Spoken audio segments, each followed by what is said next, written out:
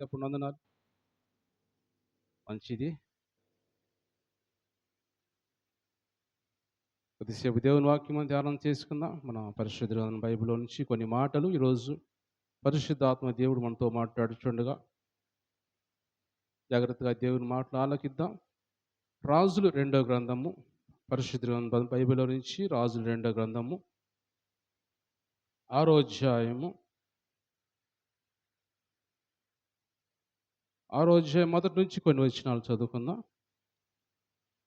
అంతటా ప్రవక్తల శిష్యులు ఎలీషా యొద్దకు వచ్చి, ఇదిగో నీ యొద్ద మాకున్న స్థలం ఇరుగ్గా ఉన్నది, నీ సెలవైతే మేము యోర్దాను నదికి పోయి తలా యొక్క మ్రాను అచ్చటి నుండి తెచ్చుకొని మరి ఒక చోట నివాసము కట్టుకుందామని మనవి చేయగా అతడు వెళ్ళుడని ప్రత్యుత్తరం ఇచ్చెను.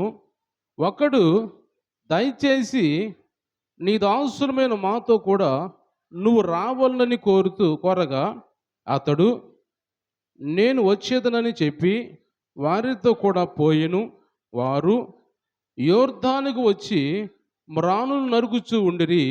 ఒకడు దూలము నరుగుచున్నప్పుడు గొడ్డలి ఊడి నీటిలో పడిపోగా వాడు, అయ్యా నా ఏలినవాడ, అది ఎర్రవు తెచ్చినదని మొర్రపెట్టెను గనుక ఆ దైవజనుడు అది ఎక్కడ పడినని అడిగెను. వాడు అతనికి ఆ స్థలమును చూపించగా అతడు కొమ్మ ఒకటి నరికి నీళ్ళలో వేయగా గొడ్డలి తేలెను. అతడు దాన్ని పట్టుకొనమని వానితో చెప్పగా వాడు తన చెయ్యి చాపి దానిని పట్టుకొనిను. చిన్న ప్రార్థన చేసుకుందాం. దేవుడి వాక్యం ద్వారా మనతో మాట్లాడలాగా చిన్న ప్రార్థన చేసుకుందాం. కళ్ళు మూసుకుందాం.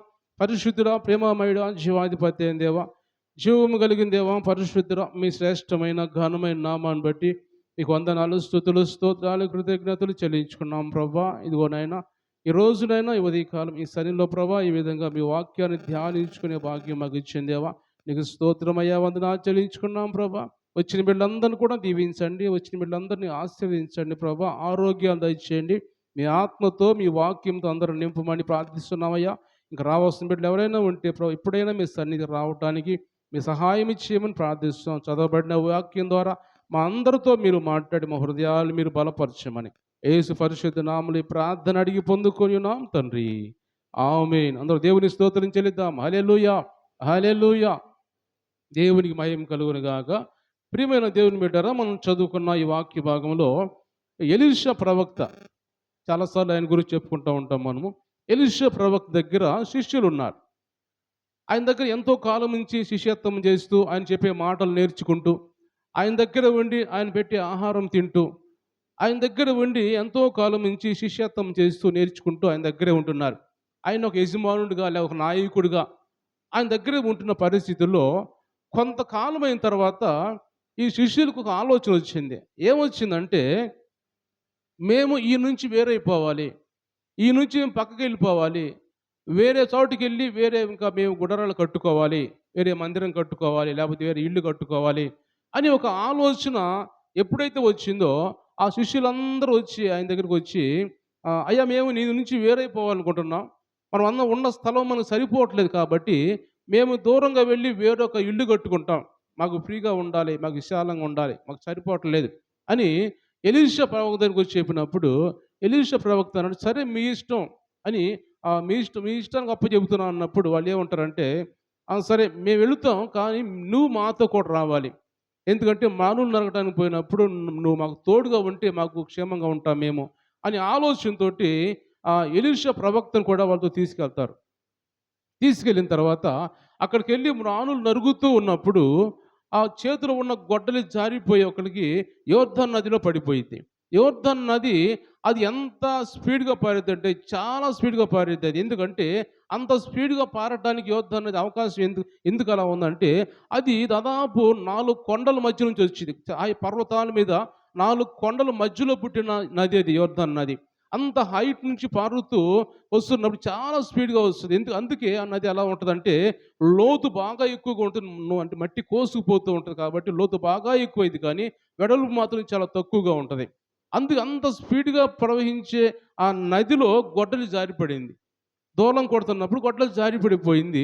పడిపోయిన గొడ్డలి వెంటనే పడిపోయింది కాబట్టి అతను పరిగెత్తుకుంటూ ఎలీషా ప్రవక్త దగ్గరికొచ్చి, "అయ్యా, ఏలినవాడా, మరి నా గొడ్డలి పడిపోయింది. ఏం చేయాలి నేను?" అని బాధతో, వేదనతో అడుగుతూ ఎందుకంటే ఆ గొడ్డలి అతనిది కాదు కానీ నేను అరువు తీర్చుకున్నాను వేరే వాళ్ళ దగ్గర. కాబట్టి నేనేం చేయాలి? మరలా వాళ్ళకి ఇవ్వాలి కదా! అని ఒక బాధతో, ఒక వేదనతో ఎలీషా ప్రవక్త అడిగినప్పుడు వెంటనే ఎలీషా ప్రవక్త ఎక్కడ పడిందన్నప్పుడు ఆ ప్రాంతం, ఆ స్థలం చూపిస్తాడు. అంత ఫాస్ట్‌గా పోయే నదిలో అది పడినప్పుడు మనం ఆలోచన చేసుకుంటే ఎక్కడికో వెళ్ళిపోయి ఉంటదది. అది ఎక్కడికి పోయిద్దంటే ఆ నది నేరుగా వెళ్ళిపోయి మృత సముద్రంలో పడిపోయిద్ది. దగ్గరలో మృత సముద్రం ఉంటది. ఆ మృత సముద్రంలో పడిపోయిద్ది అది పోయి. అంత స్పీడ్‌గా వెళ్ళిపోయిద్ది. అక్కడికి అంత దూరం పోవాల్సిన ఆ గొడ్డలి ఎప్పుడైతే ఎలీషా ప్రవక్త దగ్గరికొచ్చి ఆయన అడిగినప్పుడు వెంటనే ఇదిగో ఒక కొమ్మ కొట్టేసి ఆ కొమ్మ అక్కడ నీళ్ళలో పడిన చోట వేసినప్పుడు వెంటనే ఆ గొడ్డలి అక్కడ తేలినట్టుగా దేవుని వాక్యం మనం చూస్తున్నాం. దేవుని స్తోత్రం చెల్లిద్దాం. హల్లెలూయా. పడిన దగ్గరే గొడ్డలి ఉంది. అంత స్పీడ్‌గా ప్రవహించిన నదిలో కూడా పడిన దగ్గరే గొడ్డలి ఉంది. దాన్ని పట్టుకోమన్నప్పుడు అది తీసుకొని సంతోషంగా ఆయన తీసుకున్నట్టుగా, ఆ శిష్యుడు తీసుకున్నట్టుగా మనం వాక్యం చూస్తున్నాం. అలా దేవుని మీరు గమనించినట్టయితే ఈరోజు దేవుడు మాట్లాడమని నాతో ఆలోచన ఇచ్చిన మాటలు ఏమిటంటే, నేను గడిచిన వారం అంతా ఏయో వాక్యాలు చూసుకుంటూ ఉన్నా. వచ్చే ఆదివారం ఏం చెప్పాలి, ఏం చెప్పాలి, ఏం చెప్పాలి ముందుగా నుంచే ఏదో చూసుకుంటూ ఉంటా. అది రాత్రి కాలం వరకు కూడా వేరే చూసుకుంటానే ఉన్నా కానీ, రాత్రి కాలం ఇక్కడ వాక్యం చెప్పిన తర్వాత అప్పుడు దేవుడు నాకు ఆలోచన ఇచ్చాడు. ఆలోచన ఇచ్చి ఈ వాక్యం చూడమని చెప్పి, ఈ వాక్యంతో మాట్లాడమని చెప్పి, మరికొన్ని వాక్యాలు దేవుడు నాకు పరిశుద్ధాత్మ దేవుడు ఆలోచన ఇచ్చాడు. అందువల్ల ఈ ఉదయకాలం మీతోటి, మధ్యాహ్న కాలం మీతో మాట్లాడడానికి ఇష్టపడుతున్నాను. ఇక్కడ గమనించిన మాట ఏంటంటే, ఎందుకు ఈ మాటలు దేవుడు మనతో మాట్లాడుతున్నాడంటే, ఇక్కడ ఈ ఎలీషా ప్రవక్త దగ్గర ఉన్న శిష్యులు ఆయన నుంచి వేరైపోవాలని ప్రయత్నం చేస్తున్నారు. ఆయన నుంచి దూరం అయిపోవడానికి ప్రయత్నం చేస్తున్నారు. అంటే ఆయన సహవాసం నుంచి ఎడంగా పోవాలని. నీతో మాకు కుదరటం లేదు, నీ దగ్గర ఉంటాను మాకు ఇష్టం లేదు, లేదా నీ దగ్గర ఉంటే మాకు ఇరుగ్గా ఉంటుంది అని ఎలీషా దగ్గర నుంచి శిష్యులు వేరైపోవటానికి, సహవాసం నుంచి దూరం అయిపోవటానికి వాళ్ళు ప్రయత్నం చేస్తున్నట్టుగా వాక్యం గమనిస్తుంది. ఎందుకంటే ఎందుకు ఈ గొడ్డలి లోన పడిపోయింది? ఎందుకంటే మనం చూసినట్టయితే ఈ గొడ్డలి ఒక ఆత్మకు సాదృశ్యం ఉంది. ఆయన ఆత్మీయతను పోగొట్టుకున్నాడు. వాళ్ళ ఆత్మీయత ఎందుకు పోగొట్టుకున్నారు? ఆయన నదిలో పడిపోయిన గొడ్డలికి దేవుడు అంటున్నాడు, ఆత్మ సంబంధించిన మాట అంటున్నాడు, ఆత్మీయతను పోగొట్టుకున్నారు వీళ్ళు. ఇంతకాలం ఆయన దగ్గర ఆయన తిన్నారు, ఆయన దగ్గర మాటలు విన్నారు, ఆయన సహవాసులు ఉన్నారు, ఆయన చెప్పినట్టు నడుచుకున్నారు. ఇప్పుడు కొంత ఆయనకి వాళ్ళకి ఆలోచన వచ్చిన తర్వాత, కొంత డబ్బు వచ్చిన తర్వాత, కొంత అంటే వాళ్ళకి సొంత ఆలోచన, సొంత జ్ఞానము వచ్చిన తర్వాత ఇంకా ఆయనతో మాకు పని లేదు, మేము దూరంగా పోయి బతకగలం, మేము మా సొంతగా మేము కూడా పరిచయం చేసుకోగలము అని ఆలోచన ఎప్పుడైతే వచ్చిందో అప్పుడే వాళ్ళు ఆత్మీయత పోగొట్టుకున్నారు. అంటే వాళ్ళలో ఉన్న దేవుని ఆత్మని పోగొట్టినట్టుగా అర్థం చేసుకోవాలి మనం. పోగొట్టుకున్నప్పుడు ఇప్పుడు ఏమంటున్నారు ఇకన? అయ్యో, వాళ్ళ ఆత్మ పోయిన తర్వాత వెతుకోవడానికి ప్రయత్నం చేస్తున్నారు. అంటే దేవుడు మాట్లాడుతున్న మాటలు దేవుని సన్నిధిలో, దేవుని సహవాసంలో మనం ఉన్నప్పుడు ఆ సహవాసం నుంచి వేరైపోవడానికి ఇష్టపడకూడదు మనం. ఆ సహవాసులో ఉండాలి. నీకు ఏ అవసరం ఉందో, నీ ఏ అక్కర ఉందో, ఎలీషా ప్రవక్త దేవునితో మాట్లాడగలిగిన ప్రవక్త ఉన్నాడు అక్కడ.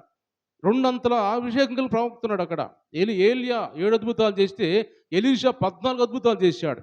అలాంటి అద్భుతాలు చేసే ప్రవక్తని దగ్గర పెట్టుకొని నువ్వు వేరైపోయి ఏం సాధిస్తావు? దూరంగా వెళ్ళి ఏం సాధిస్తావు? నువ్వు ఏం సంపాదించుకుంటావు? ఆయనతోటి నీకు ఆశీర్వాదం కదా, ఆయనతో ఉంటే నీకు మంచిది కదా, ఆయనతో ఉంటే నీకు సహవాసం ఉంటే, ఆయనతో సహవాసం చేస్తే నీకు అన్ని విషయాలు సమృద్ధి కదా. ఆత్మతో నింపబడుతూ ఉంటావు, రోజు దేవుని సన్నిధిలో ఉంటావు, అన్ని నీకు అవసరాలు తీరుతూ ఉంటాయి, శ్రేష్టమైన మాటలు వింటూ ఉంటావు. ఇన్ని పెట్టుకొని వేరైపోవడానికి ప్రయత్నం చేస్తున్నట్టుగా మనం చూస్తున్న వాక్యం. ఈరోజు దేవుడు మనతో మాట్లాడుతున్న మాటలు కూడా మనము కూడా దేవుని సన్నిధి నుంచి, దేవుని దగ్గర నుంచి వేరైపోవడానికి ఇష్టపడకూడదు.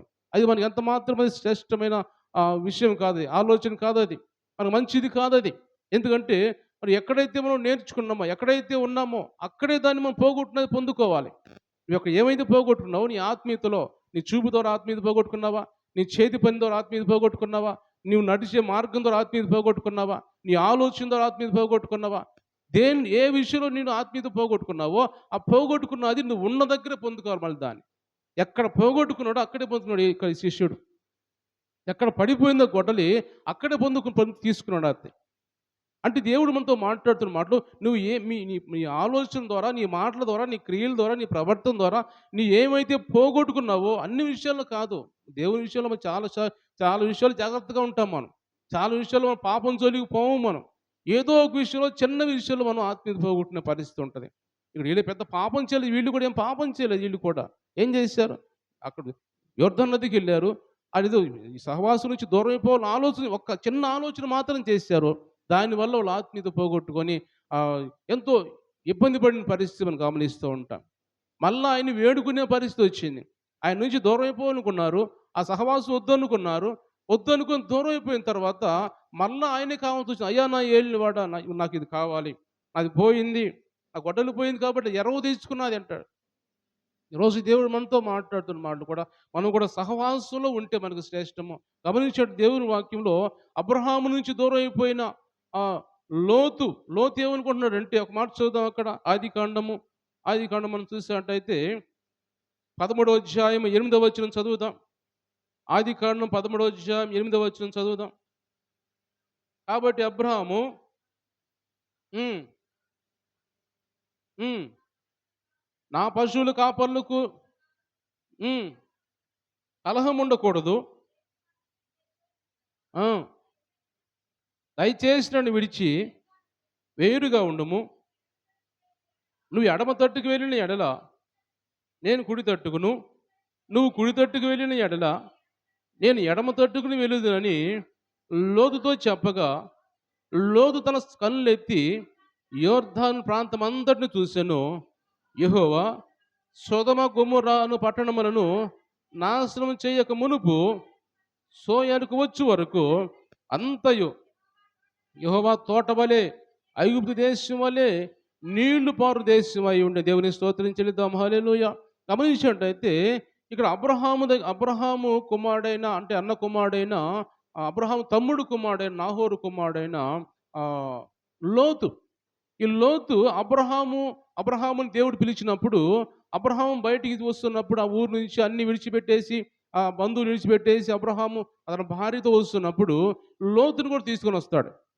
లోతు నా అన్న కుమారుడు కదా, తండ్రి లేనివాడు, తండ్రి చనిపోయాడు కాబట్టి నేనే చూసుకోవాలి లోతునని లోతుని తీసుకొచ్చిన తర్వాత లోతు అబ్రహాము చాలా సహవాసం కలిగి ఉంటున్నారు. ఇద్దరు మంచిగా సంపాదించుకుంటున్నారు. ఆస్తి ఎక్కువైపోతూ ఉంది. ఆస్తి ఎంత ఎక్కువైపోయిందంటే వాళ్ళు ఉన్న స్థలం సరిపోవట్లేదు. వాళ్ళు ఉన్న గొర్రెలు కావచ్చు, మేకలు కావచ్చు, ఏవైతే గొడ్లు కావచ్చు, ఏమైతే ఉన్నాయో ఆ సంపదకి ఉన్న స్థలం సరిపోవటం లేదు. సరిపోనప్పుడు ఇద్దరు గొడవ వచ్చేస్తూ ఉంది. అబ్రహాం పశువుల కాపర్లకు లోతు పశువుల కాపర్లకు గొడవ వచ్చి ఎంతగా వాళ్ళ సంపద పెరిగిపోయింది. పెరిగిపోయినప్పుడు అబ్రహాం అంటున్నాడు, లోతు నీకు నాకు విరోధం ఉండకూడదు. మనము కలిసి ఉన్నాం కాబట్టి, మనం బంధువులం కాబట్టి నీకు నాకు విరోధం ఉండకూడదు. కాబట్టి నువ్వు ఎక్కడికైనా దూరంగా వెళ్ళి వేరొక ప్రాంతాన్ని చూసుకొని నీ మందంతా తీసుకెళ్ళి అక్కడ మేపుకో. వేరొక ప్రాంతం నువ్వు ఎన్నుకో. నువ్వు ఏ ప్రాంతం ఎన్నుకుంటావు ఎన్నుకో, నేను తర్వాత చూసుకుంటాను. నీకు ఏది బాగుంటుంది ఎన్నుకో అన్నప్పుడు లోతు అలా కళ్ళెత్తి చూసినప్పుడు యోర్దాను ప్రాంతం ఎలా ఉందంటే చాలా పచ్చగా చాలా మంచిగా చూస్తున్నప్పుడు నీళ్లు పారు దేశమై ఉంది. ఐగుప్తు దేశం ఎలా నైలు నది ప్రవహిస్తుందో అలాగా నీళ్లు పారు దేశంగా ఉంది. అది చూసినప్పుడు లోతుకి అక్కడికి వెళ్ళాలనిపించింది. దేవుడు ఎందుకు ఈ మాటలు మాట్లాడుతున్నాడు అంటే అబ్రహాం నుంచి వేరైపోవడానికి ఇష్టపడుతున్నాడు లోతు. అబ్రహాము సహవాసం నుంచి దూరం అయిపోవడానికి ఇష్టపడుతున్నాడు. తర్వాత ఏం జరిగిద్దో, నేను ఇంతకాలం అబ్రహాం దగ్గర ఉన్నాను కదా, ఆయన దగ్గర తిన్నాను కదా, ఆయన దగ్గర బ్రతికాను కదా, లేకపోతే నేను ఒంటరిగా విడిచిపెట్టకుండా నన్ను తోడు తీసుకుని వచ్చాడు కదా, నేను ఒంటరి అయిపోతానని అని ఒక ఆలోచన ఏమాత్రం ఈ లోతు చేయకుండా అబ్రహాం ఎప్పుడైతే చెప్పాడో, లేదు లేదు నేను వెళ్ళనయ్యా, నేను ఎక్కడికి వెళ్తాను, నేను నీ దగ్గరే ఉంటాను, నీతో నేను వచ్చాను కదా అని విడిచిపెట్టేసి నీతో ఉంటాను నేను అని అబ్రహాముతోటి లోతు చెప్పాల్సిన అవసరం ఉంది ఎంతైనా. ఎందుకంటే మొదటి నుంచి ఆయనతో సహవాసం ఉన్నాడు కాబట్టి నేను వెళ్ళనయ్యా నీ దగ్గరే ఉంటాను అని వేడుకోవలసిన పరిస్థితి. గమనించండి దేవుని వాక్యంలో ఎలీషా ప్రవక్త ఏలియా దగ్గర నుంచి ఒక మాట అంటాడు. ఏలియా ప్రవక్త అంటాడు, నువ్వు నా దగ్గర రావద్దయ్యా, దేవుడు నన్ను యోర్దాను నదికి రమ్మంటున్నాడు, నేను వెళ్తాను అన్నప్పుడు లేదు లేదు యెహోవా జీవము తోడు నీ జీవము తోడు నేను నిన్ను విడవనని ఎలీషా ప్రవక్త ఏలియా ప్రవక్త అన్న మాటలు మనం చదువుదాం ఒకసారి రాజులు 2వ గ్రంథం యెహోవా హ్మ్. హ్మ్. హ్మ్. ఎలీషా యెహోవా జీవము తోడు, నీ జీవము తోడు విడువనని చెప్పగా వారిద్దరును బేతేలునకు ప్రయాణం చేసారు. చాలు రెండో అధ్యాయం రెండో వచనం చదువుతున్నాం అది. ఏలి అంటున్నాడు, యెహోవా నన్ను బేతేలుకు పొమ్మంటున్నాడు ఎలీషా అని చెప్పినప్పుడు, నువ్వు దయచేసి ఇక్కడ ఉండమని ఎలీషాతో అన్నప్పుడు అంటున్నాడు, ఎలీషా అంటున్నాడు, యెహోవా జీవము తోడు, నీ జీవము తోడు, నేను నిన్ను విడవనని అని చెప్పగా వారిద్దరు కూడా అలా బేతేలుకి వెళ్ళి అంటే ఇక్కడ ఏమంటున్నాడంటే ఎలీషా ఏమంటున్నాడంటే, నేను నిన్ను విడిచిపెట్టను, నేను నీతోనే ఉంటాను. నువ్వు ఏమైనా సరే నీతోనే బ్రతుకుతాను, నీతోనే చనిపోతాను, నువ్వే నాకు కావాలి, నీ వెంటనే ఉంటానని ఏలియా ప్రవక్త వెంటనే ఉంటూ యెహోవా జీవము తోడు, నీ జీవము తోడు, నేను నిన్ను విడిచిపెట్టనని ఎలాగైతే ఎలీషా అన్నాడో, అది శ్రేష్టమైన మాట అది. అది ఆ ఏలియాకు నచ్చిన మాట అది. చూస్తున్నాడు, గమనిస్తున్నాడు, అంటే పరీక్షిస్తున్నాడు ఏలియా ప్రవక్త ఎలీషా ఏమంటాడని. చివరికి లేదు లేదు నేను యొర్దానికి వెళ్ళాలయ్యా, లేదు నేను బేతేలుకి వెళ్ళాలి, లేదు వేరే ప్రాంతం ఎరుకోకి వెళ్ళాలి నేను, ఈ విధంగా మాట్లాడుతున్నప్పుడు అల్లా కూడా ఎలీషా ప్రవక్త అంటున్నాడు, లేదు లేదు నేను యెహోవా జీవముతోడు, నీ జీవముతోడు, నేను నీతోనే ఉంటాను అంటున్నాడు. అంటే సహవాసం నుంచి వేరైపోవడానికి ఇష్టపడలేదు ఎలీషా.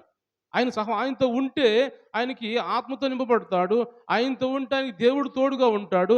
అన్ని విధాలైన సహాయం చేస్తాడు దేవుడు. అది తెలుసుకున్న ఎలీషా ఆయన నుంచి దూరం అయిపోవటానికి ఇష్టపడటం లేదు. అంటే ఏలియా ప్రవక్త ఉంటే ఆయనకి మంచిది, దేవుడు తోడుగా ఉంటాడు అని ఒక ఆలోచనతోటి ఇక్కడ ఎలీషా ప్రవక్త ఉన్నట్టుగా దేవుని వాక్యం మనం చూస్తూ ఉన్నాం. అందుకే సహవాసం నుంచి వేరైపోవడానికి ఇష్టపడక నేను నీతోనే ఉంటాను అన్నప్పుడు చివరికి అంటున్నాడు, నీకు ఏమి కావాలి, నా వెంట ఇలా వస్తున్నావు కదా, నీకు ఏం కావాలి అంటే, ఏం కోరుకున్నాడు ఎలీషా ప్రవక్త అంటే, నాకు ఏదో ఇలా అయితే ఈ లోకంలో ఉన్న ఆస్తులు కావాలి, ఐశ్వర్యాలు కావాలి, నాకు అవి కావాలి ఇవి కావాలని కోరుకోలేదు. కానీ ఏమి కోరుకున్నాడంటే, అయ్యా నాకు రెండంతల ఆత్మ కావాలి, రెండంతల ఆత్మ ఉంటే చాలు నాకు, ఇంకేం అవసరం లేదని అంటున్నాడు. అంటే వెంటనే ఏలియా అంటాడు, అయ్యా ఇది చాలా కష్టతరమైన కష్టం, ఇది చాలా కష్టం ఇది, ఎవరికైనా ఒక ఆత్మ వచ్చింది కానీ రెండంతల ఆత్మ అంటే చాలా కష్టం ఇది, అయినా కానీ చూద్దాం ఆలోచిద్దాం అని చివరికి ఒక మాట, నేను ఒకవేళ ఎత్తబడినప్పుడు నా దుప్పటి వచ్చి నీ మీద పడితే నీకు రెండంతల ఆత్మ వచ్చినట్టే అని ఆ ఏలియా ప్రవక్త అన్నప్పుడు వెంటనే తర్వాత ఎందుకంటే ఈ మాట అన్ని చెబుతున్నా అంటే ఎలీషా ప్రవక్త ఏలియాతో ఉండటానికి ఇష్టపడ్డాడు కాబట్టి, ఏలియాను సహవాసం నుంచి విడిపోవడానికి ఇష్టపడలేదు కాబట్టి, ఆయనతోనే ఉండాలని ఇష్టపడ్డాడు కాబట్టి ఆయన శ్రేష్టమైనది పొందుకున్నాడు దేవుని దగ్గర నుంచి. హల్లెలూయా, దేవుని స్తోత్రం చెల్లిద్దాం. శ్రేష్టమైనది దేవుని ఆత్మను పొందుకున్నాడు. ఈ లోకంలో మనకి ఏ సంపద ఉన్నా, ఏ ఆస్తి ఉన్నా, ఏ బంధువులు ఉన్నా కానీ, ఎంత ఎంత మనకి బలం ఉన్నా కానీ, బలగం ఉన్నా కానీ, అది ఏది మనకు పనికిరాదు చివరికి. మనకు చివరికి ఏది పనికొస్తదంటే దేవుడు మనకు తోడుగా ఉంటాడు. ఆయన ఆత్మ మనకు తోడుగా ఉంటది. ఎక్కడికి పోయినా దేవుడు మనకు తోడుగా ఉంటాడు. ఏ విషయంలో తోడు మనకు తోడుగా ఉంటాడు. అది మనం కోరుకోవాలి. కానీ ఎందుకంటే ఎలీషా ప్రభు చాలా ఆస్తి, 10 12 అరకలు దున్నుతున్నాడు. అంత పెద్ద ఆసామి ఆయన, అంత పెద్ద రైతు ఆయన. 11 అరకులు వేరే వాళ్ళు దున్నుతుంటే 2 అరకు ఈయన దున్నుతున్నాడు. అంత ఆస్తిని విడిచిపెట్టేసి నాకు దేవుడు కావాలి, దేవుడి కన్నా నాకు ఏది అవసరం లేదు అని ఆ ఏలియా ప్రవక్త సహవాసం చేయడానికి ఇష్టపడ్డాడు. కాబట్టి దేవుని బిడ్డలు గమనించినట్టయితే ఈరోజు దేవుడు మనతో మాట్లాడుతున్న మాటలో ఈ లోతు కూడా అబ్రహాము నుంచి వేరైపోయాడు. అబ్రహాము నుంచి వేరైపోవడానికి ఇష్టపడుతున్నాడు. ఆయన నీతో ఉంటే నాకు సహవాసం ఉంటుంది, నీతోటి దేవుడు నాకు తోడుగా ఉంటాడు అనుకోలేదు. కానీ లోతు ఎప్పుడైతే నువ్వు వెళ్ళమన్నాడో సంతోషంగా వేరే ప్రాంతానికి వెళ్ళాడు. వేరే ప్రాంతానికి వెళ్ళి ఆ పచ్చగా ఉందిలే, నా మేకలు లేకపోతే నా గొర్రెలు బాగా మేస్తాయి, మంచిగా నేను ఆస్తిపరుని కావచ్చు, ఇంకా సంపాదించుకోవచ్చు అనుకున్నాడు. కానీ అక్కడికి వెళ్ళిన తర్వాత అర్థమైంది అది మంచి ప్రదేశం కాదు అని అర్థమైపోయింది. అది సొదమ గొమొర్రా పట్టణం అర్థమైపోయింది. అక్కడ వ్యభిచారం ఎక్కువ జరుగుతూ ఉంటుంది, అక్కడ పాపం ఎక్కువగా ఉంటుంది. ఆ ప్రాంతంకి వెళ్ళిన తర్వాత అర్థమైపోయింది. అని దేవుని వాక్యం రాయబడిన మాట ఏముంటుంది, ఒక మాట మనం చూసాం పేతురు రాసిన పత్రికలో, లోతు ఎంత ఇబ్బంది పడ్డాడో అక్కడికి వెళ్ళిన తర్వాత. పేతురు రాసిన పత్రికలో మనం చూసినట్టయితే అక్కడ పేతురు రాసిన రెండో పత్రిక రెండవ అధ్యాయము 6వ వచనం చదువుదాం. మరియు ఆయన సొదొమ గొమొర్రాలను పట్టణములను భస్మం చేసి ముందుకు భక్తిహీనులకు వాటిని దృష్టాంతరముగా ఉంచుటకై వాటికి నాశనం విధించి, దుర్మార్గుల కామ వికారయుక్తమైన నడవడి చేత బహు బాధపడిన నీతిమంతులకు లోతును తప్పించెను. ఆ నీతిమంతుడు వారి మధ్య కాపురముండి తాను చూసిన వాటిని బట్టి వినిన వాటిని బట్టి వారి అక్రమమైన క్రియల విషయంలో దినము నీతిగల తన మనస్సును నొప్పించుకుంటూ వచ్చాడంట. దేవుని స్తోత్రం చెల్లిద్దాం. హల్లెలూయా. నీతిమంతుడైన లోతు, అలాంటి నీతిమంతుడైన లోతు అంట వారి మధ్యలోకెళ్ళి ఆ సొదొమ గొమొర్రా పట్టణానికెళ్ళి వారు రోజు వాళ్ళు చేస్తున్న కార్యాలు, వాళ్ళ క్రియలు, వాళ్ళ ఆలోచనలు, వాళ్ళ ప్రవర్తన చూసి తన మనస్సు నొప్పించుకుంటూ ఉన్నాడంట. అంటే ఎలాంటి ప్రదేశంలోకి వెళ్ళాడంటే అది సొదొమ గొమొర్రా పట్టణము. వాళ్ళ వాళ్ళ క్రియలు మంచివి కాదు, వాళ్ళ ఆలోచనలు మంచివి కాదు. అలాంటి ప్రదేశంలోకి వెళ్ళి వారి మధ్య ఆయన నివాసం చేస్తున్నట్టుగా, అంటే ముందు అర్థం కాలేదు, చూడటానికి బాగానే ఉంది అని అంటారు, దూరపు కొండలు నూనె పడినట్టుగా దగ్గరికి వెళ్ళిన తర్వాత అర్థమైపోయింది అది ఎలాంటి ప్రదేశమో. అక్కడికి వెళ్ళి రోజు బాధపడుతున్నాడు. ఇద్దరు కుమార్తెలు ఉన్నారు ఆయనకి. ఆ కుమార్తెలు పాపంలో పడే పరిస్థితి వచ్చేసింది.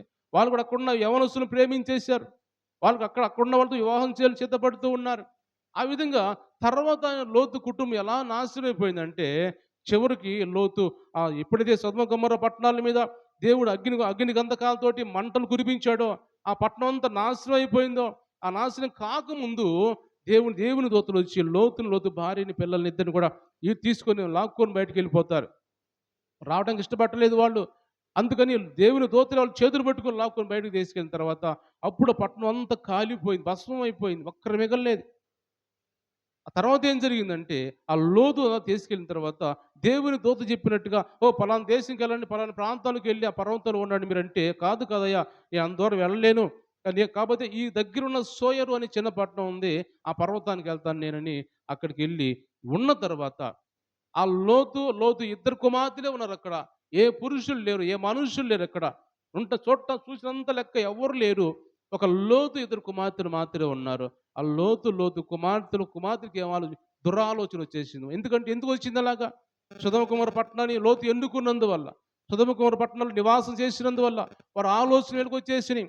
వారు వ్యభిచార తలంపులు కుమార్తెలకు వచ్చేసినాయి. ఎప్పుడైతే ఆలోచన వచ్చినాయో వెంటనే ఇద్దరు అనుకుంటున్నారు, మాకు అక్క చెల్లెలు అనుకుంటున్నారు, మనము మనం కలిసి ఉండటానికి, మనం పాపం చేయడం, మన పిల్లలు కంటానికి ఈ ప్రాంతంలో పురుషులు ఎవరు లేరు కదా, కాబట్టి మనం ఏం చేయాలని నేను ఆలోచన చేసుకొని మనము మన తండ్రికి మత్తు పదార్థం అంటే మందు ఇచ్చేసి, ద్రాక్షారసం మత్తుగా పోయించేసి, ఆయన మత్తుగా ఉన్నప్పుడు ఆయనతో మనం కలిసి వ్యభిచారం చేద్దాం. ముందు ఈరోజు నువ్వు, రేపు నేను అని ఇద్దరు ఒకరి తర్వాత ఒకరు వ్యభిచారం చేసి ఆ తండ్రి ద్వారా ఇద్దరు కుమారులు కొన్నారు. వాళ్ళే మోయాబు, అమ్మోనీయులు, మోయాబీలు అనే దేశాలు ఏవైతే ఉంటాయో, ఒక దేశానికి అమ్మోనీయులు మొదటి కుమారుడు, రెండో దేశానికి మోయాబీలు రెండో కుమారుడు. వీళ్ళిద్దరు ఎవరు కుమారులు అంటే అక్రమ సంతానం వీరు కూడా. అంటే ఎలాంటి పరిస్థితికి వచ్చిందంటే వాళ్ళు లోతు ఎన్నుకున్న ప్రదేశం మంచిది కాదు. సహవాసం నుంచి దూరం అయిపోయి ఎక్కడికి వెళ్ళాడు, ఎక్కడ అది బాగుందనుకున్నాడు, కానీ అక్కడికి వెళ్ళిన తర్వాత అర్థమైంది మంచిది కాదని. దానివల్ల అక్కడున్న తలంపుల వల్ల, అక్కడున్న ఆలోచన వల్ల కుమార్తెల మైండ్ పాడైపోయినందువల్ల వాళ్ళు అక్కడ వెళ్ళిన తర్వాత తండ్రితో పాపం చేశారు. ఆ పాపం చేసినందువల్ల ఇద్దరు కుమారులు పుట్టారు. ఆ దేశాలు కూడా అమ్మోనీయులు, మోయాబీలు రెండు దేశాలు, అవి కూడా పాప సంబంధించిన దేశాలుగా, విగ్రహాలకు సంబంధించిన దేశాల తర్వాత బైబిల్లో మనం చూడొచ్చు వాక్యాల్లో. అంటే దేవుని మీద గమనించినట్టయితే ఒక సహవాసం నుంచి, ఆత్మీయమైన సహవాసం నుంచి దూరం అయిపోయినందువల్ల ఎంత నష్టం వచ్చింది ఆయనకంటే, ఆయన కుటుంబం పాడైపోయింది. తన భార్య కూడా ఆ వస్తూ ఆ మంటలు చూసినప్పుడు ఆ సొదొమ గొమొర్రా పట్టణాల మీద ఎప్పుడైతే అగ్ని పడుతుందో, కాలిపోతుందో, లోతు భార్య వస్తూ వెనక్కి తిరిగి చూసింది. అలాగా ఎలా వెనక్కి తిరిగి చూసిందో అలాగే ఉప్పు స్తంభంగా మారిపోయింది. ఒక మనిషి ఉప్పు స్తంభంగా మారిపోయి అలాగే సెలవలే ఆగిపోయింది. ఆమె విడిచిపెట్టేసి వెళ్ళిపోయారు వీళ్ళు. అంటే అతని కుటుంబం అంతా నాశనం అయిపోయిన పరిస్థితి ఎందుకు వచ్చిందంటే అబ్రహాము నుంచి దూరం అయిపోయాడు కాబట్టి, అబ్రహాము సహవాసం నుంచి దూరం అయిపోయాడు కాబట్టి. దేవుని మీద గమనించినట్టయితే ఈరోజు దేవుడు మనతో మాట్లాడుతున్నాడు. దేవునితో నువ్వు సహవాసం ఉండాలని ఎన్నుకున్నావు, ఆలోచన చేసావు, మంచిదే. కానీ ఆ సహవాసం నుంచి మళ్ళీ మనం దూరం కాకూడదు. ఆయన విడిచిపెట్టి మనం దూరంగా పోకూడదు. మనం దూరంగా పోతే మన ఆత్మీయత పోగొట్టుకుంటాం, మన జీవితాన్ని నాశనం మనం చేసుకుంటాం. మనం గమనించండి, దేవుని వాక్యంలో రూతు అనే గ్రంథంలో, ఆ రూతు గ్రంథం మనం చూసినట్టయితే ఒక మాట చదువుకుందాం, ఆ మాట కూడా చదువుదాం. రూతు గ్రంథము మొదటి అధ్యాయం 16-17 వచ్చిన చూద్దాం.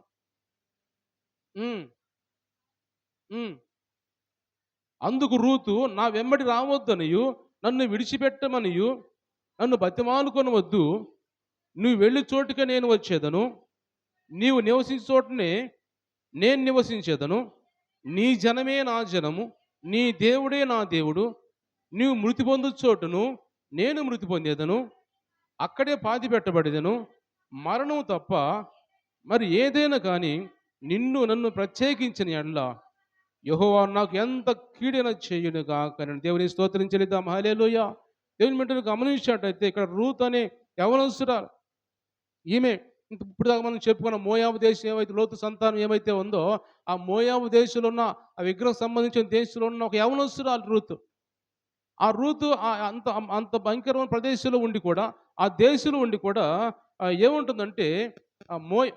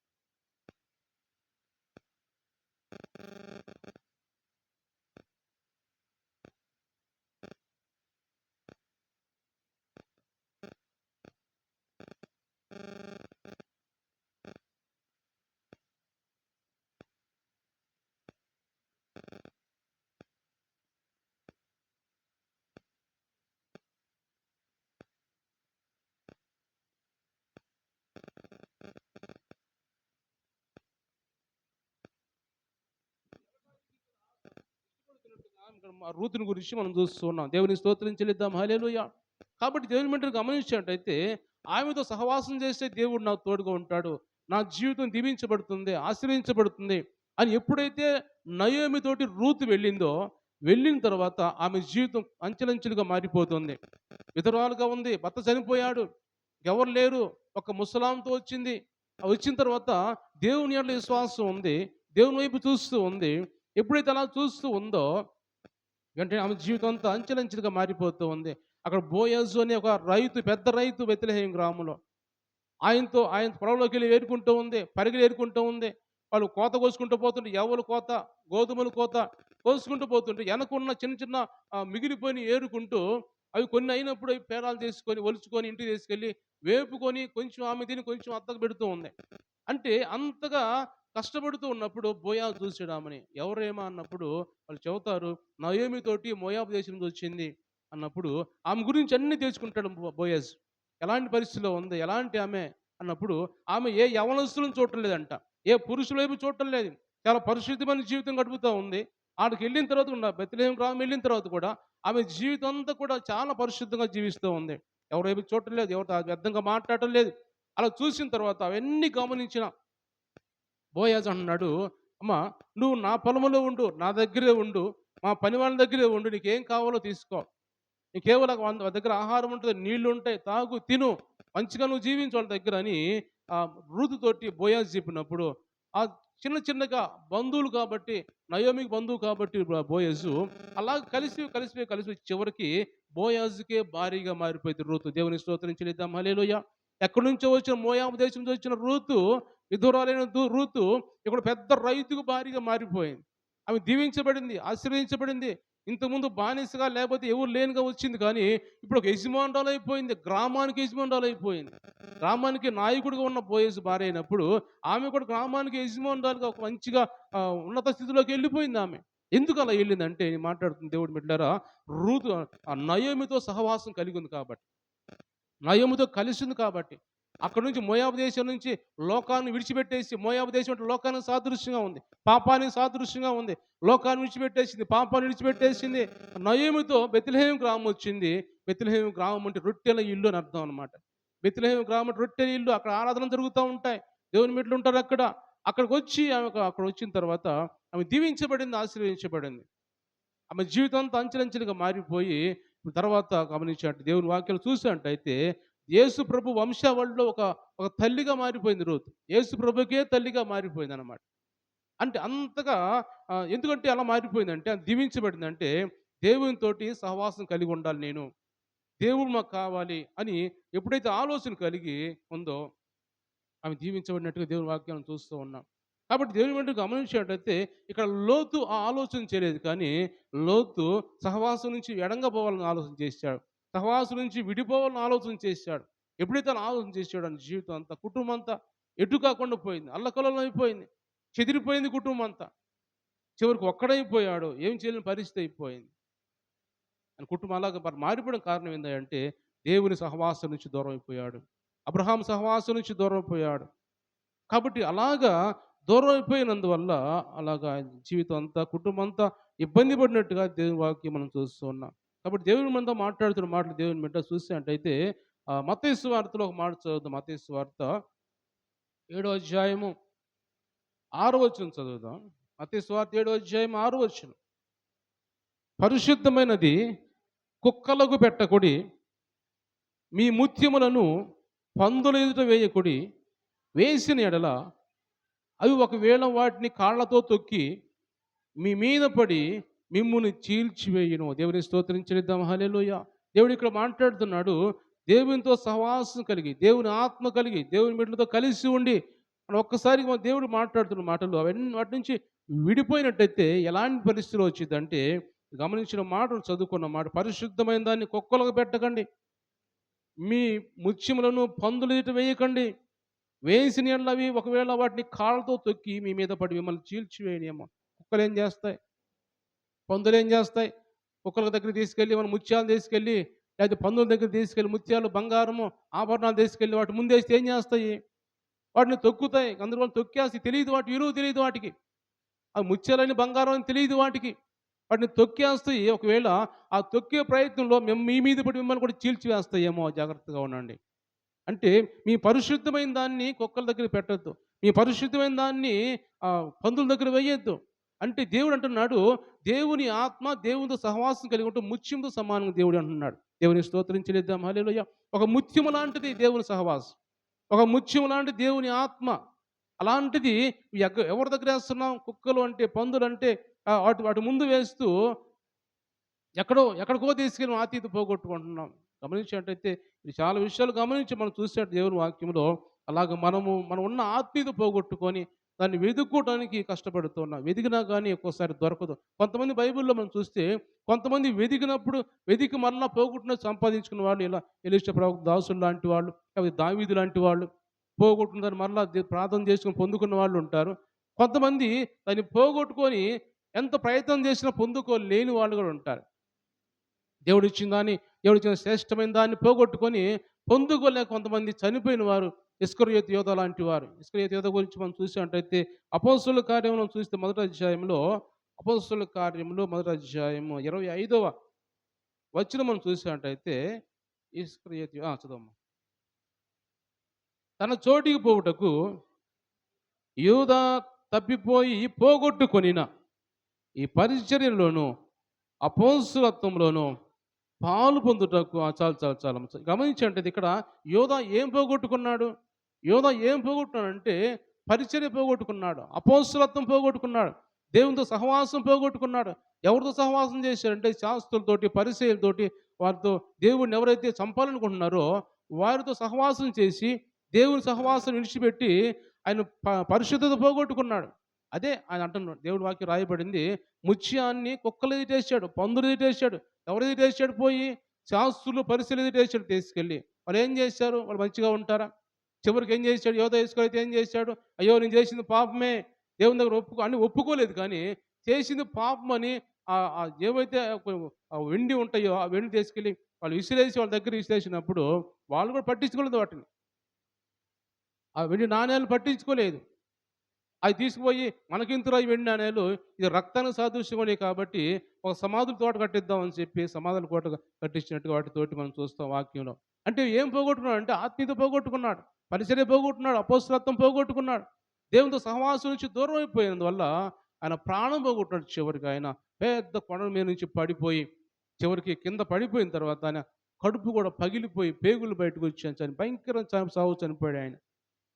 అలాంటి పరిస్థితుల్లో ఇక్కడ యోధ ఇస్కరియోతు చనిపోయినట్టుగా అంటే సహవాసం నుంచి దూరం అయిపోయినందువల్ల నష్టాలు జరుగుతూ ఉంటాయి. ఈరోజు దేవుడు మనతో మాట్లాడి ఇష్టపడుతుంది ఏమిటంటే, సహవాసం నుంచి దూరం అయిపోయినందువల్ల ఏదో ఇంకో చాటుకి వెళ్ళి ఎక్కడికి వెళ్ళి ఆత్మీయత పొందుకుంటాం అనుకుంటున్నారు కానీ అది ఏమాత్రం కాదు. నువ్వు నష్టపోతావు తప్ప ఇంక నీకు లాభం ఏం కలగదు. దేవుని దగ్గర నుంచి నువ్వు పొందుకున్నది దాన్ని జాగ్రత్త కాపాడుకుంటే, మంచి సహవాసంలోకి వెళ్ళు, మంచిగా ఆత్మీయతగా ఉన్న దగ్గరికి వెళ్ళు, మంచిగా దేవుని వాక్యము శ్రేష్టమైన ఉన్నది ఉన్నట్టుగా ప్రకటించే దగ్గరికి వెళ్ళు, మంచిదే. కానీ ఈ రోజులు చాలా దుర్బోధులు వచ్చేసినాయి. ఈ రోజులు చాలా దేవుని వాక్యానికి సరిపోయినట్టుగా, అంటే ఉన్న వాక్యాన్ని కలిపి చెరిపిడి ఉంటారు కదా. మన తిమోతి రాసిన పత్రికలో చూస్తాం వాక్యంలో, దేవుని వాక్యం అంటే కలిపి చెరిపిడి వారు ఉంటారు కొంతమంది. అలాంటి వారి దగ్గరికి వెళ్ళి ఆత్మీయత పోగొట్టుకోకూడదు, సహవాసాన్ని పోగొట్టుకోకూడదు, నష్టపోతాం మనం. కాబట్టి రోజు దేవుని బిడ్డలు గమనించినట్టయితే దేవుని వాక్యం ఉన్నది ఉన్నట్టుగా ప్రకటించే ఆ మాటలు వినాలి అని, ఇంకా ఏదేదో మాట్లాడుతూ ఉన్న దగ్గరికి మనం వెళ్ళి మన ఆత్మీయత పోగొట్టుకోకూడదు. ఎక్కడో బాగుందని వెళ్ళిపోతున్నారు, బాగుందని లోతు వెళ్ళాడు, వెళ్ళిన తర్వాత ఏమైంది, అక్కడ పోయింది మంచిది కాదు అది. తర్వాత తెలుసుకున్నాడు ఆయన జీవితం ఏమైపోయింది తెలుసుకున్నాడు. కాబట్టి రోజు దేవుడు మనతో మాట్లాడుతున్న మాటలు కూడా కొంతమంది ఎంత ఏడ్చినా కానీ పొందుకోలేకపోయారంట. ఆ మాట చూద్దాం ఒకసారి. నేను త్వరగా ముగించడానికి ప్రయత్నం చేస్తాను. హెబ్రీయులకు రాసిన పత్రిక 12వ అధ్యాయము, హెబ్రీయులకు రాసిన పత్రిక 12వ అధ్యాయము.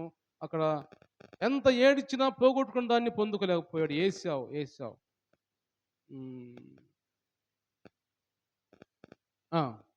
16 వచ్చిన ఒక పూట కూటి కొరకు తన జ్యేష్ఠత్వపు హక్కు నమ్మివేసిన ఏశావు వంటి భ్రష్టుడైనను వ్యభిచారి అయినను ఉండునేమో అనియు జాగ్రత్తగా చూసుకునుడి. ఏశావు తర్వాత ఆశీర్వాదం పొందగోరి కన్నీళ్లు విడిచాడు, దానికోసం శ్రద్ధతో మారుమనసు పొందే అవకాశం లేక విసర్జించబడ్డాడు. దేవుని స్తోత్రించనిద్దాం. హల్లెలూయా. చూడండి దేవుని బిడ్డల సహవాసు, దేవుడు ఇచ్చిన ఆత్మీయత కోల్పోయాడు, దేవుడు ఇచ్చిన జ్యేష్ఠత్వాన్ని కోల్పోయి, అవకాశం కోల్పోయి చివరికి ఎంతో ప్రార్థన చేశాడంట, కన్నీరు కార్చాడంట. మళ్ళా పొందుకోవడానికి, మళ్ళీ పోగొట్టుకున్నది మళ్ళీ తీసుకోవడానికి ఎంతో కన్నీరు కార్చాడు. కానీ ఎంత కన్నీరు కార్చినా కానీ మారు మనసు పొందే అవకాశం దొరక్క విసర్జించబడ్డాడంట. కాబట్టి దేవుని బిడ్డలు గమనించినట్టయితే దేవుడి రోజు మనతో మాట్లాడుతున్న మాటలు కూడా మనము కూడా విసర్జించబడే వారిగా ఉండకూడదు. కానీ ఒక్క పూట కూటి కోసం దేవుడి సన్నిధిని పోగొట్టుకోకూడదు. మనం దేవుని సన్నిధి కంటే ఏది శ్రేష్టమైంది కాదు, దేవుని సన్నిధి కంటే ఏది మంచిది కాదు మనకి రోజుల్లో. ఎందుకంటే అంత్యకాలంలో ఉన్నాం, అపాయకర దినాల్లో దేవుని రాకడ వస్తుంది. ప్రతిరోజు చెబుతున్న మాట ఇదే. నేను కూడా దేవుని రాకడ సమీపంగా ఉంది. దేశంలో చూస్తుంటే బైబిల్లో ఏవి రాయబడినాయో, మత్తయి సువార్త 24వ అధ్యాయంలో దేవుని రాకడ గురించి ఏమైతే రాయబడినాయో అన్నీ జరుగుతున్నాయి. భయంకరంగా తుఫాన్లు వస్తూ ఉన్నాయి, వరదలు వస్తూ ఉన్నాయి, భూకంపాలు వస్తూ ఉన్నాయి, యుద్ధాలు జరుగుతూ ఉన్నాయి. ఏదో సమాచారం వింటారు మీరు అన్నాడు, ఏదో సమాచారం వినపడుతూ ఉన్నాయి. దేశాలు నాశనం అయిపోతూ ఉన్నాయి. మనుషులు దాడి చేసుకుంటూ ఉన్నారు. మనుషుల మీద ప్రేమలు చల్లారిపోతున్నాయి. కుమారుల మీద తల్లిదండ్రుల మీద పిల్లలకి, బంధువుల మీద ఇలా ప్రేమలు చల్లారిపోతున్న పరిస్థితులు ఇవన్నీ ఇప్పుడు గమనిస్తున్నాం. కాబట్టి ఇవన్నీ జరుగుతాయని దేవుడు మాట్లాడినట్టుగా ఇవన్నీ చూస్తున్నాం ప్రపంచంలో మనం. అందుకే దేవుడు రాకడ సమీపంగా ఉంది. కాబట్టి దేవుని మీద గమనించినట్టయితే ఇవన్నీ మనం ఆలోచన చేసి మనం ఏమైతే పొందుకున్నామో, దేవుడు మనకి ఇచ్చాడో మనం పోగొట్టడానికి ప్రయత్నం చేయకూడదు. అటు జాగ్రత్త కాపాడుకోవాలి. దేవుడు అంటున్నాడు, నేను త్వరగా వస్తున్నాను, ఏమైతే మీరు పట్టుకున్నారో గట్టి విశ్వాసం కావచ్చు ఏమైతే ఉందో దాన్ని గట్టిగా పట్టుకోనండి, పోగొట్టుకోమాకండి మీరు అని దేవుడు మాట్లాడుతున్నాడు. కాబట్టి దేవుని బిడ్డలు గమనించినట్టయితే ఇక్కడ ఎలీషా ప్రవక్త శిష్యుడు కూడా ఆయన పోగొట్టుకున్నాడు కానీ మరలా దాన్ని పొందుకున్నాడు. శిష్యుడు ఆయన దగ్గరకు పోయి ప్రార్థన చేసి, అయ్యా నా ఏలిన వాడా నేను పోగొట్టుకున్నాను, ఆయన వల్ల నాకు కావాలి అని అడిగి బ్రతిమాలి ప్రార్థన చేసినట్టుగా ఎలీషా ప్రవక్త దేవుని యేసు ప్రభు సాదృశ్యంగా ఉన్నాడు. ఎలీషా ఒక దాసుడిగా శిష్యుడిగా ఉన్నాడు. ఆయన ప్రార్థన చేసి పొందుకున్నాడు, మరలా పొందుకున్నాడు పోగొట్టుకున్నాడు. ఒక చివరికి ఒక మాట చెప్పి నేను ముగిస్తాను. ఒక మాట లూకాసు సువార్త మనం చూసినట్టయితే 15వ అధ్యాయంలో పోగొట్టుకున్న దాన్ని తిరిగి పొందుకున్న ఒక స్త్రీ గురించి మనం చూస్తాం. ఒక వెండి నాణెము 15వ అధ్యాయము 8వ వచనం చదువుతాం. 8వ వచనం 15:8. ఏ స్త్రీకైనను 10 వెండి నాణెములుండగా వాటిలో ఒక నాణెం పోగొట్టుకుంటే ఆమె దీపం వెలిగించి ఇల్లు ఊడ్చి అది వెదుకు వరకు దొరక వరకు చాలు అది దొరక వరకు జాగ్రత్తగా వెదకదా, అది దొరికినప్పుడు తన చెలికత్తెలను పొరుగు వారిని పిలిచి నాతో కూడా సంతోషించుడి, నేను పోగొట్టుకున్న నాణ్యము దొరికిందని వారితో చెప్పును కదా. అటువలే మారు మనసు పొందు ఒక పాపి విషయమై దేవుని దూతల ఎదుట సంతోషము కలుగునని మీతో చెప్పుచున్నాను. దేవుని స్తోత్రం చెల్లిద్దాం. హల్లెలూయా. ఇక్కడ ఒక స్త్రీ ఉంది. ఆ స్త్రీకి 10 వెండి నాణ్యాలు ఉన్నాయి. 10 వెండి నాణ్యాలు ఉంటే ఆ 10లో ఒకటి పోగొట్టుకుంది. ఇంట్లోనే పోగొట్టుకుంది. పోగొట్టుకున్న ఆ వెండి నాణ్యాన్ని సరే 10 ఉన్నాయి కదా, ఒకటి పోతే పోయింది అనుకోలేదు కానీ ఆ 9 పక్కన పెట్టేసి ఒకదాని గురించి వెతకడం ప్రారంభించింది ఆమె. పోగొట్టుకున్నది ఎలా పొందుకోవాలి నేను అని ఆమె దీపం వెలిగించిందంట. ఒక చీపురు తీసుకుంది, ఇల్లంతా చిమ్ముతూ ఉంది, వెతుకుతూ ఉంది. చివరికి ఇల్లంతా వెతికినప్పుడు అప్పుడు ఎక్కడో ఒక మూలన ఆ వెండి నాణ్యం దొరికింది. దొరికిన వెంటనే ఉన్న పక్కకెళ్ళి అందరితో చెప్పుకుంటుంది, నా పోయిన వెండి నాణ్యం దొరికింది నాకు అని సంతోషంతో ఆనందంతో ఆమె అందరూ చెప్పుకుంటుందంట. అంటే పోగొట్టుకున్న దొరికితే సంతోషం. పోగొట్టిన గొడ్డలు దొరికింది సంతోషపడ్డాడు ఎలీషా దగ్గర శిష్యుడు. పోగొట్టుకున్న ఆ నాణ్యము పోగొట్టినప్పుడు అది మరలా దొరికినప్పుడు ఆ సంతోషంగా ఆమె కూడా వెళ్ళి అనేక మంది చెప్పుకుంటుంది.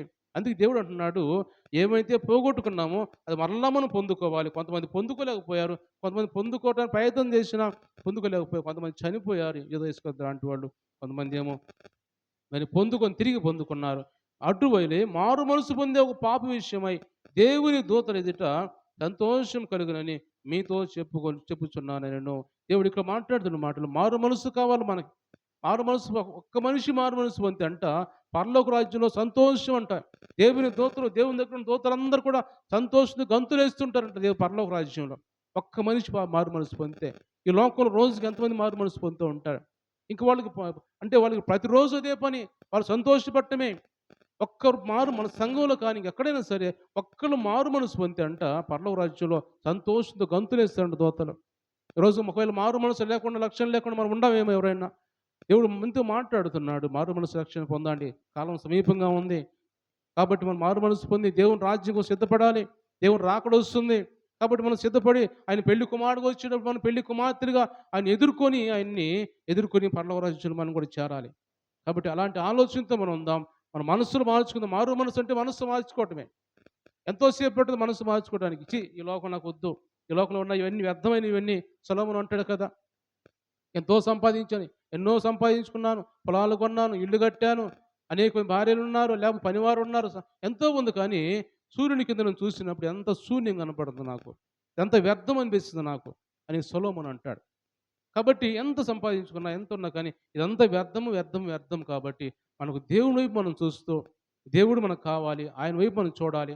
మారు మనసు రక్షణ పొంది ఆయన వైపు చూస్తే నీకు ఏది కావాలో దేవుడు ఇస్తాడు. దేవుడు మాట్లాడుతున్న మాటలు అవే. మీరు నా వైపు చూడండి, నేను ఏది కావాలో మీకు ఇస్తాను.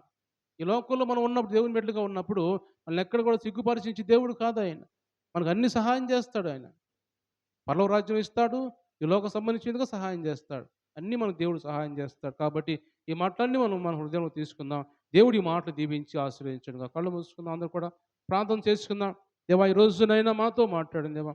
ఎవరితో సహవాసం కలిగి ఉండాలో, సహవాసం నుంచి వేరైపోకూడదని, అది మంచి సహవాసంలో మేము ఉండాలని ప్రభా మాతో మాట్లాడుతున్నాం అయ్యా.